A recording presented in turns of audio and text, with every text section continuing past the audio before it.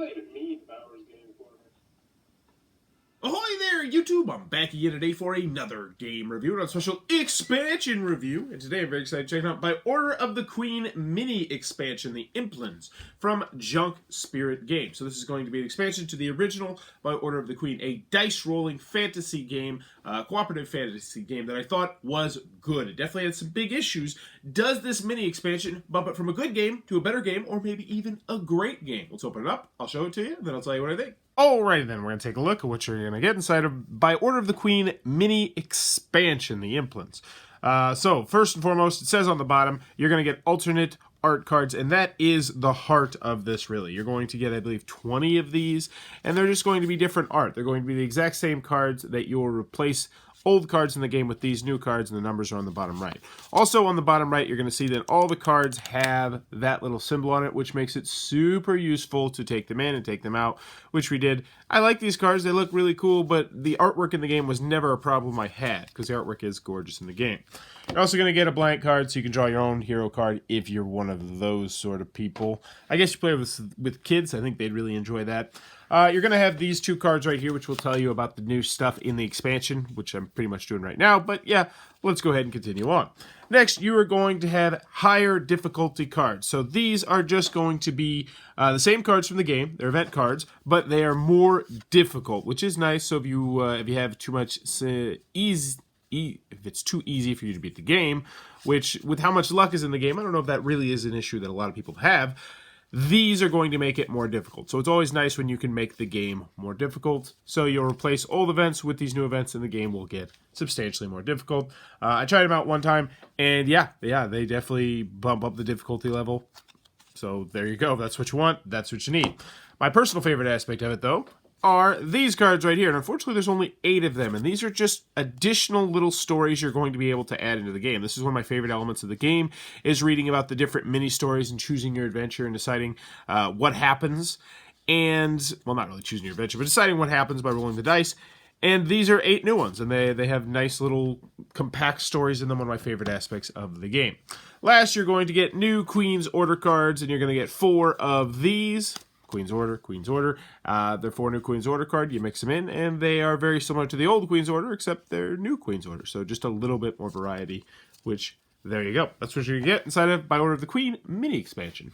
Alrighty then, By Order of the Queen mini expansion from Junk Spirit Games. What are my final thoughts? Let's go over the pros, let's go over the cons. First, on the con side, if you did not like the original By Order of the Queen, this is not going to change your mind in any way, shape, or form. It does not transform the game at all. And in fact, a large chunk of the cards are going to be things that you are going to replace other cards with, that's my least favorite kind of expansion. I like when you can mix stuff in and it just adds more variability to the game. And there is some stuff that you can do with that, but there's only 12 cards that you just mix into the game and add more variability. So if you're looking at this expansion and thinking, oh man, I can't wait to get this expansion and things are going to get crazy and different, it's like, no, there's only 12 cards. Everything else you actually just replace different cards with. That being said, this wasn't a game that I thought was particularly easy. I didn't feel like the main problem of this game was the fact that it was too easy. So adding more difficulty cards, I wonder if people are really going to use those too frequently, because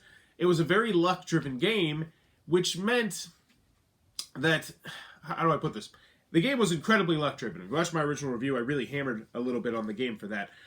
So adding cards that made the game more difficult, I don't know if that's really what I wanted or what people are going to want. Now that obviously is a your mileage may vary kind of thing, but still, that pretty much leaves me with a large chunk of the cards, I think like 30-something cards of this, 52, 60 card deck, whatever it is, that I'm probably not going to use terribly frequently, because there's another thing. While yes, there are alternate artwork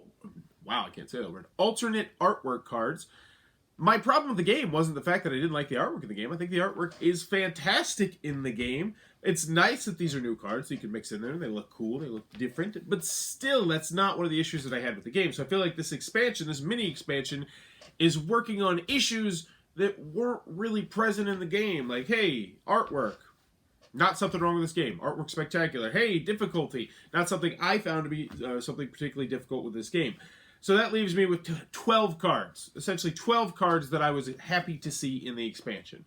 And maybe 13 if you want to draw your own character, which is, you know, kind of cool if you're into that sort of thing, which I'm not, because I don't have art skills.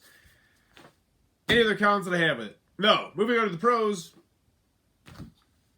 It is what it is. I mean, if you really, really like By Order of the Queen, By Order of the Queen, the original base game, then this one's a maybe. A tepid maybe for you. Some different artwork to look at, and the artwork is really cool, and I really do like the new cards. I think they look really good and really beautiful, but so does everything else in this game. And if you are in that minority who like this game, but it's getting to be a little bit too easy, maybe you've played it enough that you've started to find the ebb and flow, the way you need to go in order to beat the game, then yes, this is something that will definitely make the game more difficult, because there's a lot more difficulty in these cards right here. So if you are in that crowd, then yes, I absolutely can recommend it if you really enjoy By Order of the Queen. But if you're not in that group and you're looking at this just for 12 cards, I can't say it's worth it. I can't. Well, I think this is a good expansion for some people. I think for most people, this is going to be an easy pass. For me personally, did it change the game enough? Change the game at all, really? No. I'll be brutally honest with you. If you played the base game, and then you waited a couple months, you came back, and you played the base game again, but with everything in this expansion mixed in, except for this card, I don't think most people would notice. I really don't. I don't think most people would notice, and that is not the sign of a good expansion. So in the end, By Order of the Queen mini expansion, can I recommend it? No, I can't. Unless you really like By Order of the Queen, and it's too easy for you. But for everybody else, I'm gonna have to steer it towards pass. So that is By Order of the Queen mini expansion, an expansion that it is really mini, and I don't know who it's for. I guess the only people it's for is for people who find the game too simple. There you go. If you enjoyed this review, please be sure to click on that subscribe button down below in the comments below. Let me know, what is the worst expansion you've ever seen? And no, this is not the worst expansion I've ever seen. That would go to Turning Taxis, or Thurning Taxis, or whatever it's pronounced. And I think it's the first expansion of that, the blue box expansion. So Turning Taxis is a Spiel des Jahres winner. It's kind of like it had Ticket to Ride-esque aspects. You're working for the German postal system. I think it's a really good game. I still have it in my collection. I'm looking at it right now.